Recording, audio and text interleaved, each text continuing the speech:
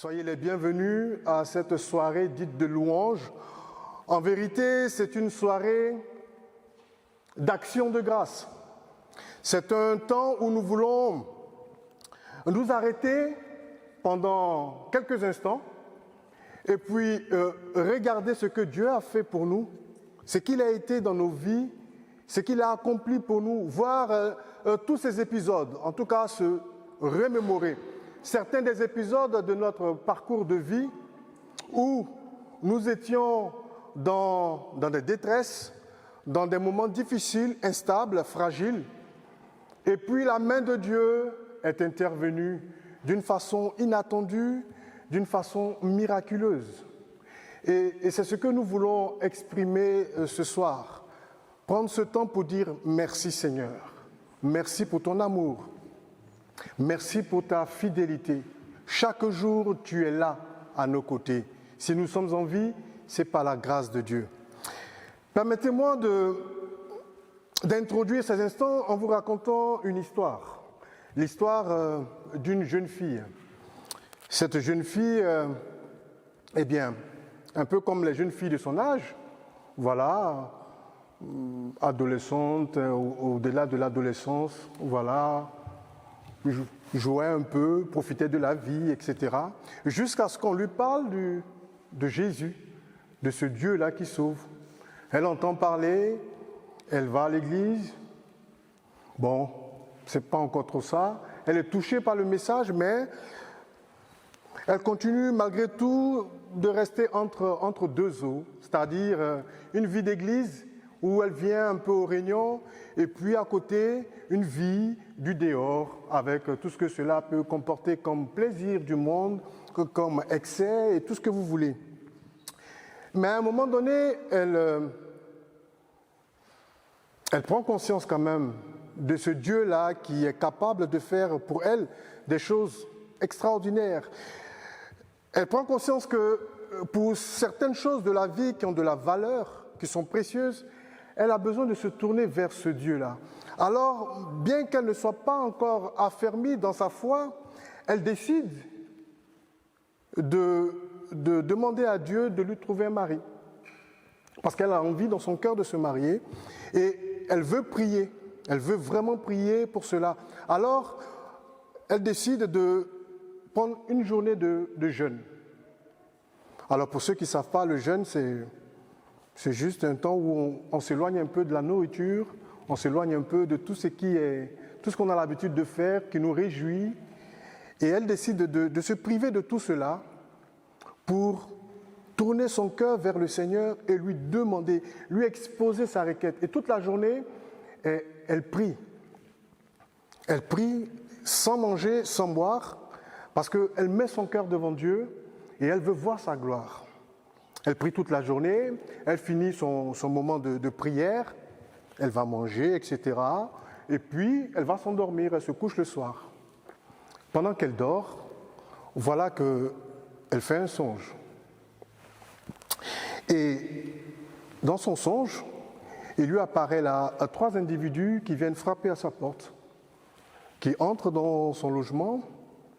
Et puis, au fur et à mesure qu'ils se rapprochent, elle distingue l'individu qui est tout à fait à droite, elle distingue celui qui est tout à fait à gauche, et celui du milieu, son visage est comme flouté. Et bon, ils avancent, et à un moment donné, il y a comme une voix dans son rêve qui lui dit « Eh bien, tu veux te marier ?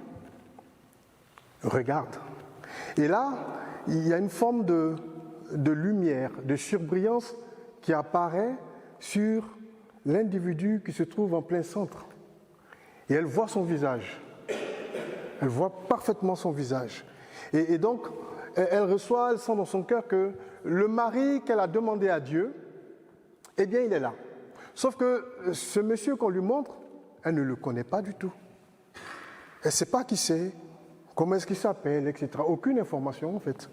Et puis, dans la foulée de son rêve, 3 jours plus tard à l'église, elle est assise.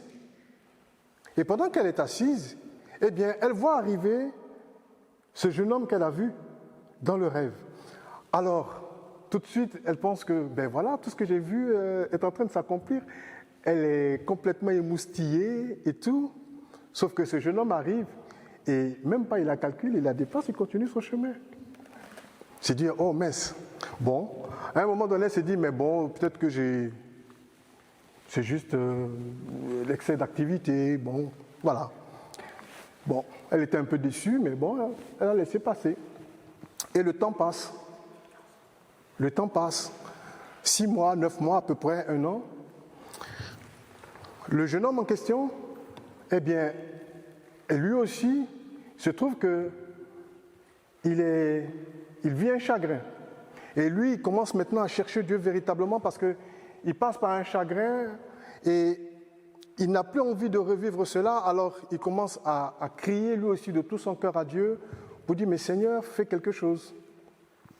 Ce qui se passe, c'est que le dimanche, après le culte, eh bien, il s'en va vers le secrétariat de l'église et puis, au moment de passer la porte, il y a cette jeune fille aussi qui vient dans le sens inverse et ils ont failli se télescoper, se rentrer dedans.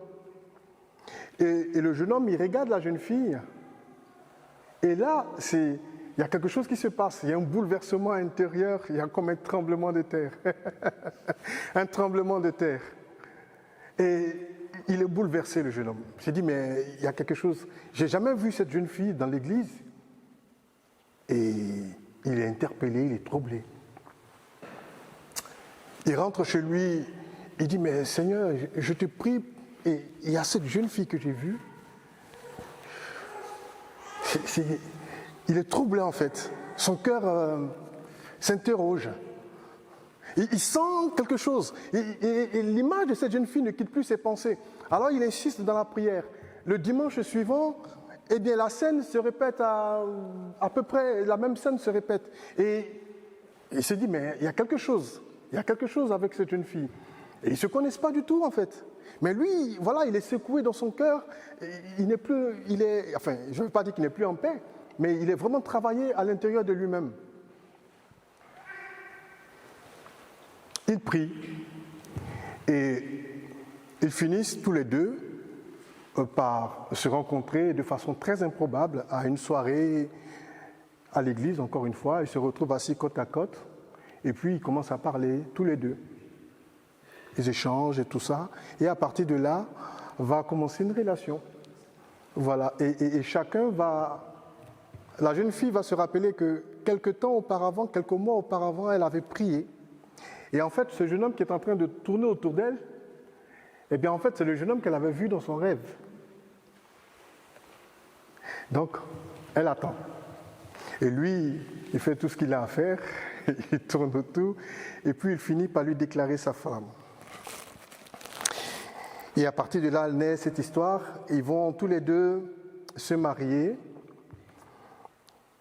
le 27 mars 2010. Ils vont se marier le 27 mars 2010. Cette jeune fille, aujourd'hui, en 2026, nous sommes le 27 mars, ça lui fait 16 ans de mariage avec ce jeune homme. Et cette jeune fille, elle est dans la salle. 16 ans après, elle est dans la salle. Cette jeune fille, d'autrefois, elle s'appelle Sylvie et elle va venir me rejoindre ici.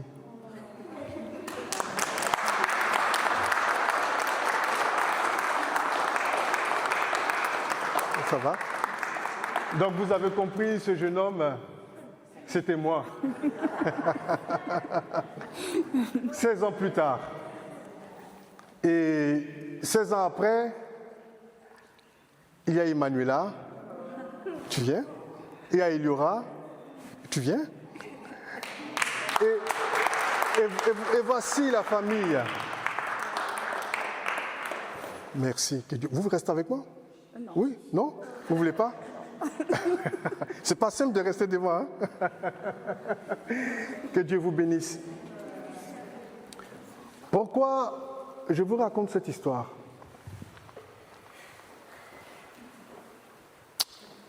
Je vous raconte cette histoire pour vous amener à comprendre que dans la vie de l'homme, bien au-delà, même dans le ciel, il y a un Dieu. Un Dieu qui existe.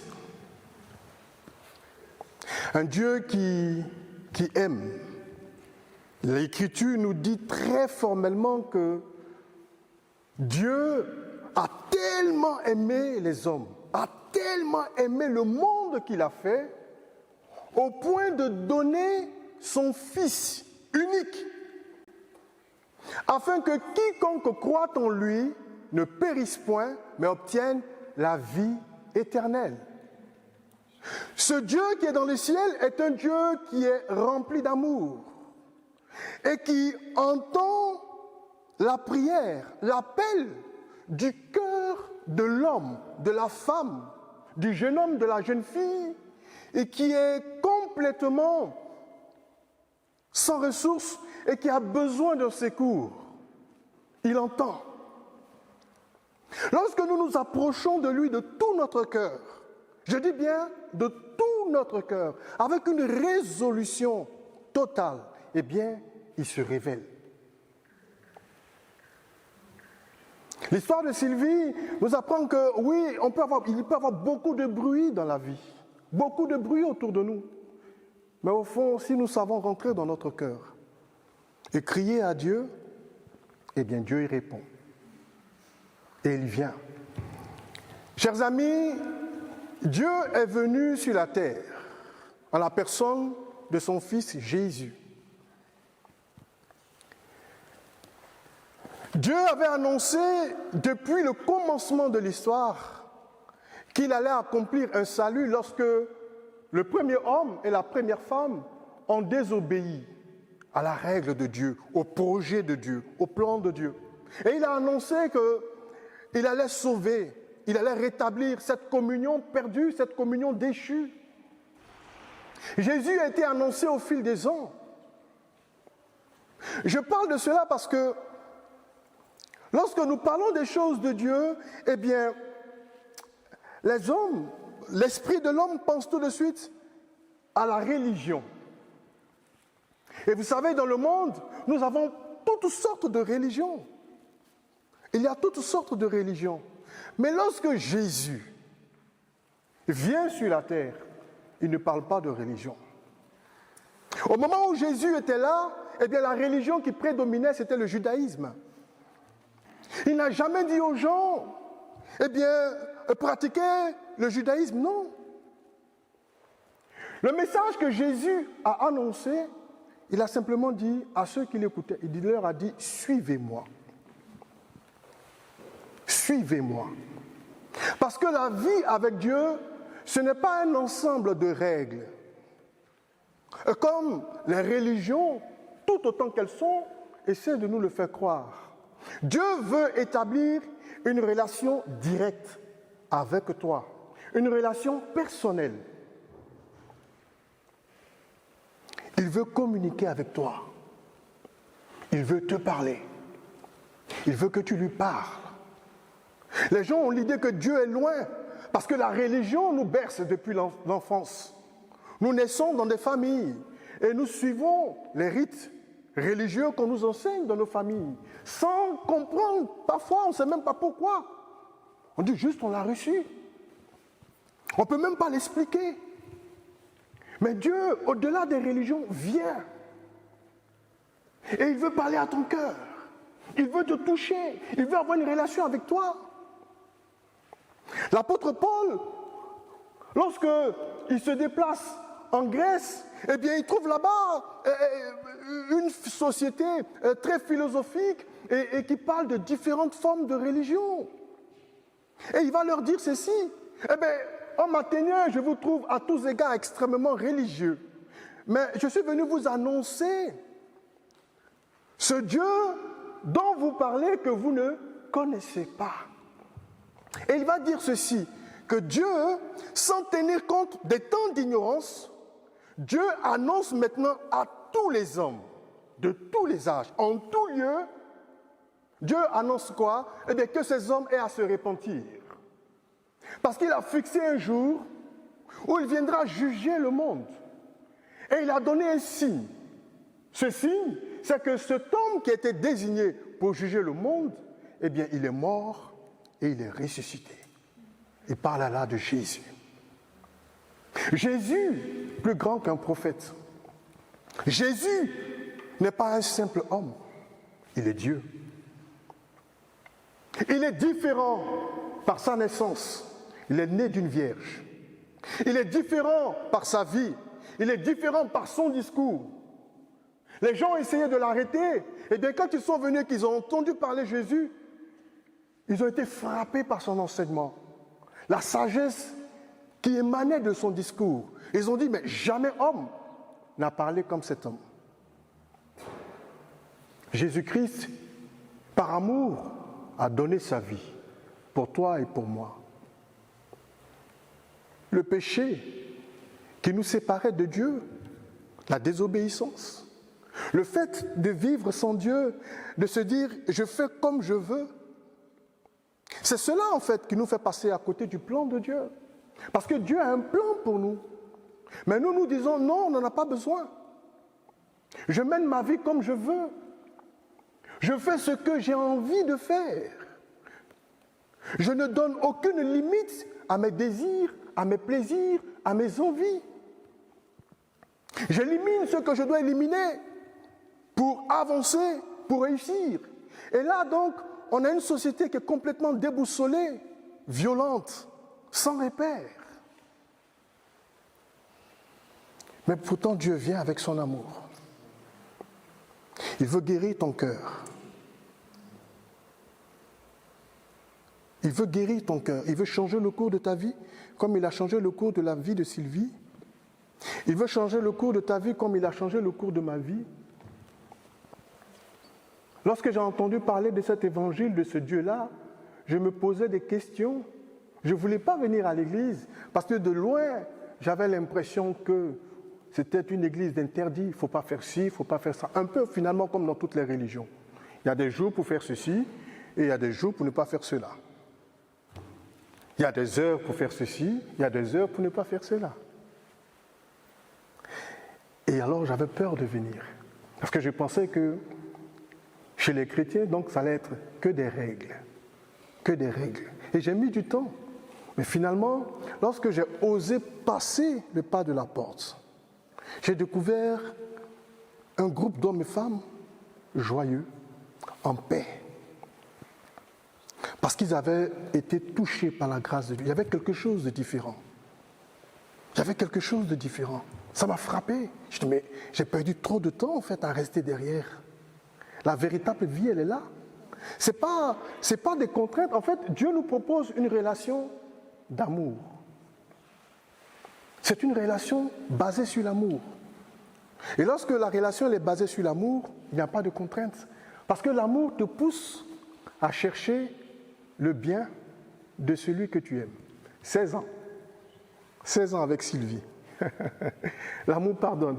Alléluia. Il y a eu des moments difficiles, mais on est encore là. Noce de saphir. Le saphir apparemment est une pierre qui parle de solidité. Donc je bénis le Seigneur. Ce que je veux vous dire, chers amis, pour nous ce soir donc c'est une soirée d'action de grâce, de reconnaissance. Pendant que nos amis vont se positionner pour chanter, mon cœur sera dans la joie parce que je me souviens du 27 mars 2010, de ce que Dieu a fait pour moi. Il y a pas mal de choses que j'ai occultées de vous dire, mais je me souviens de comment Emmanuela est venue. Un miracle. Je me souviens de ce qu'on a traversé, comment on a quitté la Côte d'Ivoire pour arriver en France. C'était là aussi quelque chose d'improbable parce que je ne suis pas quelqu'un qui aime sortir, aller à l'aventure. Il y a plein de choses, plein d'épisodes comme cela. Je vois comment Dieu a posé sa main, comment Dieu nous a dirigés. Et ce soir, chers frères et sœurs, nous ne sommes pas là à un spectacle. Nous n'allons pas à un concert, mais nous venons à la rencontre de Dieu. Dieu est là. Là où son nom est invoqué, il est présent. Là où il il y a des cœurs qui commencent à chanter des louanges en son nom, eh bien, il est là. Et je peux te garantir que ce soir, Dieu est là. Ce que je veux t'inviter à faire, c'est vraiment disposer ton cœur comme Sylvie l'a fait, comme je l'ai fait. Mais il y a quelques-uns ici dans cette salle qui l'ont aussi fait. Et ils ont vu la gloire de Dieu. Alors pendant que les chants vont passer, pendant que nous allons célébrer, ouvre ton cœur. Parce que ce soir, Dieu est là. Et Dieu veut guérir quelqu'un ce soir. Dieu veut délivrer quelqu'un ce soir. Quelque chose de particulier, quelque chose de fort va se passer. Peut-être que tu es malade, une maladie dite incurable ou quelque chose que tu te caches, une situation de famille, peu importe, un besoin au travail, je ne sais, mais quelque chose de spécial. Eh bien, pendant qu'on sera là en train de chanter, je demande à l'équipe de louange de se mettre en place, quelque chose va se passer pour toi. Si tu disposes ton cœur, disposez vos cœurs, attendez-vous à Dieu. Il viendra, il vous touchera et vous repartirez de ce lieu complètement transformé et béni. Que la gloire lui revienne au nom de Jésus. Amen. Amen.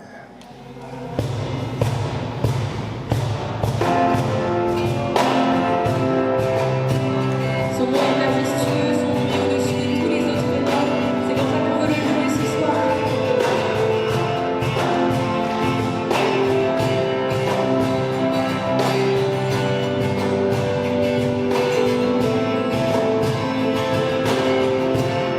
Que ton nom est majestueux, Seigneur.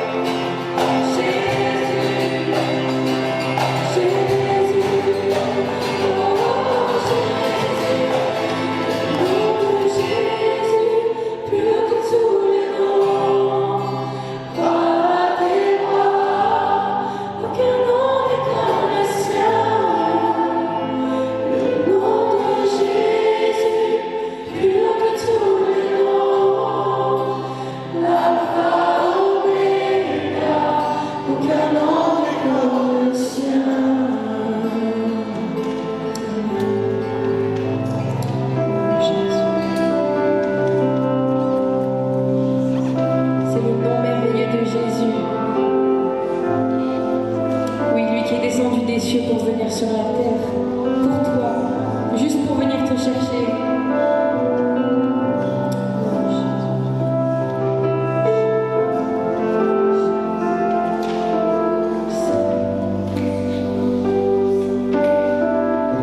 Tu étais là dès la création, le Fils unique du Dieu très haut.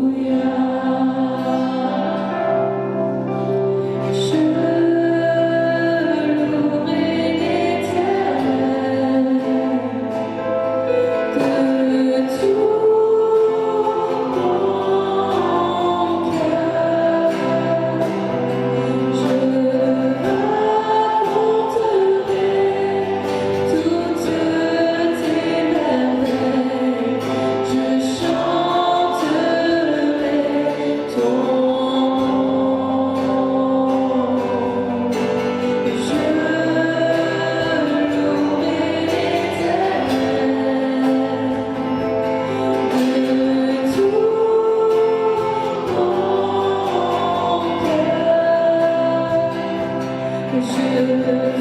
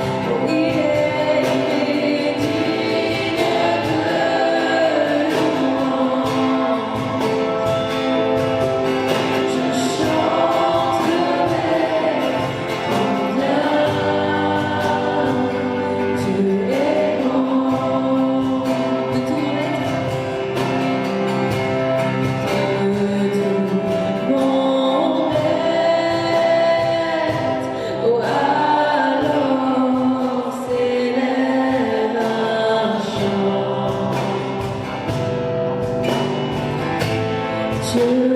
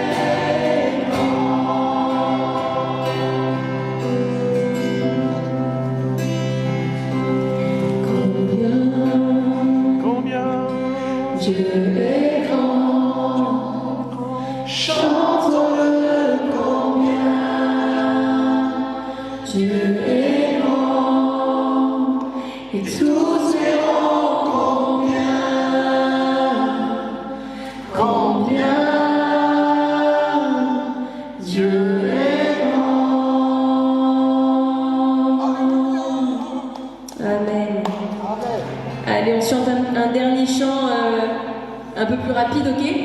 On se lève ensemble, comme ça on termine dans la joie. Amen.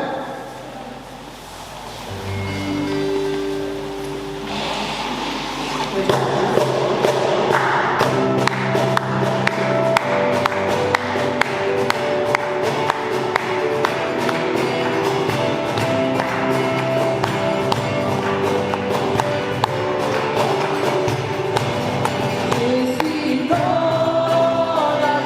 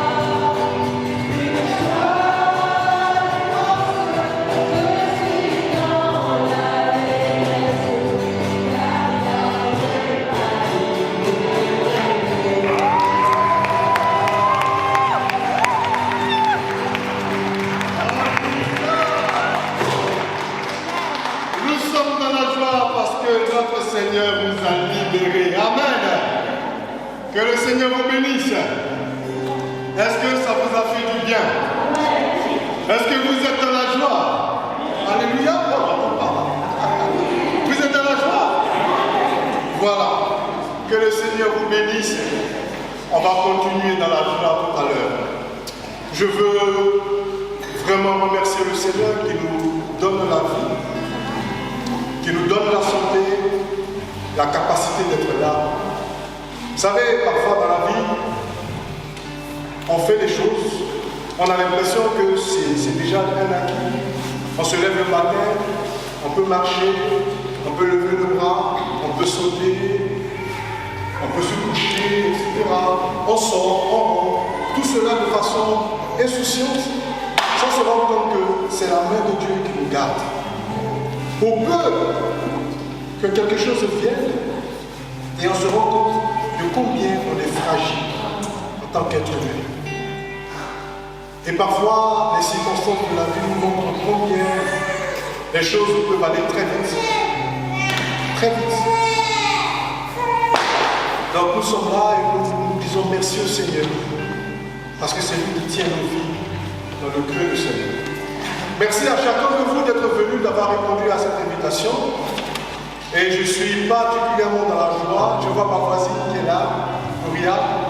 Merci à toi et son fils. Également nos amis qui sont juste derrière, ce couple, qui sont membres de l'église anglicane, qui sont venus pour faire leur service par rapport à leur réunion qui aura lieu dimanche.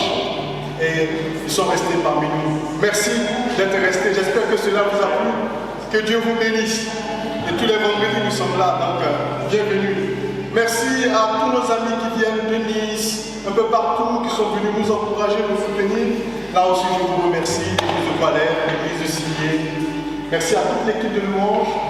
Merci pour cette superbe prestation. Ça nous a fait du bien. Que le Seigneur vous bénisse, malgré les difficultés. Malgré le peu de moyens, vous avez donné le meilleur de vous. Vous avez chanté avec votre cœur. Et je crois que quelques-uns ont été touchés. Amen. Voilà. Donc, je remercie tout le monde. Que le Seigneur vous bénisse. Et juste là, à ma gauche, on va partager un repas. Et j'oubliais. Tiens. Ah oui. Attention. Merci à toi. Que Dieu te bénisse. Voilà, cache-toi. Mais Dieu te voit. Voilà, donc je ne vais pas faire trop de cérémonie. Est-ce que je vais choisir quelqu'un en référence? Seigneur, je te rends grâce, je te remercie pour ce moment que tu nous as donné de passer dans ta présence au pied de la croix. Nous croyons que ton esprit est là, il est réjoui. Nous croyons que parce que ton esprit est réjoui, eh bien, tu vas toucher parmi nous ceux qui ont besoin d'être touchés. Seigneur, nous voulons te confier la suite de ces instants. Nous voulons nous réjouir ensemble autour de ces tables. Seigneur, partager ces moments, faire connaissance les uns avec les autres. Et nous demandons que ta bonne main qui nous a soutenus depuis le début, eh bien, qu'elle continue de nous soutenir pour la suite du temps. Seigneur, merci de bénir et de garder tous ceux qui vont rentrer chez eux dans leurs différentes activités, soit avec chacun d'eux, qu'ils expérimentent la présence de Dieu, la bénédiction de Dieu, au nom de Jésus. Merci Seigneur. Amen.